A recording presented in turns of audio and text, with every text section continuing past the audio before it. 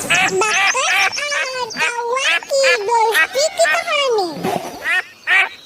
एक जंगल में एक छोटा सा तालाब था, उसमें बतख रहता था। बतख और कौवा में बहुत गहरी दोस्ती थी। कौवा बोला बतख से, चलो जंगल घूमते हैं। उसी तालाब के किनारे एक पेड़ पर कौवा घोंसला बनाकर रहता था। दिन भर दोनों एक दूसरे से बातें करता रहता था। फिर दोनों जंगल घूमने के लिए निकल पड़े। दोनों को बहुत जोर से भूख लगी थी, वह भोजन की तलाश कर रहा था। चलते चलते दोनों जंगल के बीचों बीच में पहुंचा। दोनों मिलकर छोटे छोटे दाने खाने लगे। कौवा बोला बतख से, जल्दी खाओ दाना, शाम हो रही है। शाम हो रही थी, इसलिए दोनों अपने घर लौट गया। इस बार दोनों उड़ते हुए अपने घर जा रहे थे। दोनों रोज रोज जंगल आता और दाना चुन चुन कर खाता था।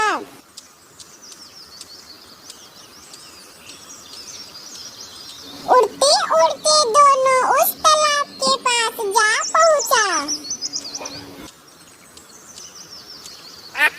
बतख तालाब में पहुंचकर दोनों बच्चों के साथ खेल रहा था। बतख को दोनों बच्चों के साथ खेलना बहुत पसंद था। बतख दोनों बच्चों को बहुत प्यार करता था।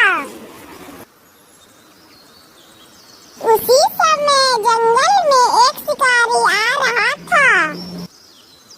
शिकारी सोचते हुए आ रहा था कि आज मैं बतख को नहीं छोड़ूंगा। शिकारी रोज रोज जाल बिछाकर जाता था, लेकिन बतख एक भी नहीं फंसता था। शिकारी चलते चलते उस तालाब के पास पहुंच गया जहां बतख रहता था। शिकारी ने चालाकी से तालाब के किनारे जाल बिछा दिया। कौवा पेड़ पर बैठकर सारे तमाशा देख रहा था। बतख ने जाल में फंसने का नाटक किया। कौवा बोला, मैं पीछे से शिकारी पर वार करूंगा। शिकारी जैसे ही आया बतख को फंसा देख बोला, आज मैं तुम्हें नहीं छोड़ूंगा। उसी समय कौवा आया, शिकारी के सिर पर वार करने लगा। शिकारी ही बहुत डर गया और वहां से भागने लगा। सोचने लगा, आज कौन सी मुसीबत आ गई है।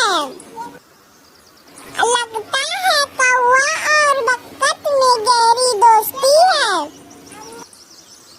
शिकारी डर के मारे बहुत तेज भाग रहा था। अब मैं जंगल कभी भी बतख को पकड़ने के लिए नहीं जाऊंगा। बतख ने कौवा को धन्यवाद दिया। अगर आज तुम नहीं होते तो मैं मारे जाते। कौवा बोला, तुम पानी से कभी भी बाहर नहीं निकलना। बतख पानी में तैरते हुए जा रहा था और कौवा आकाश में उड़ते हुए जा रहा था। मुसीबत आने पर एक दूसरे का साथ देता था। कौवा बतख के बच्चे से भी बहुत प्यार करता था।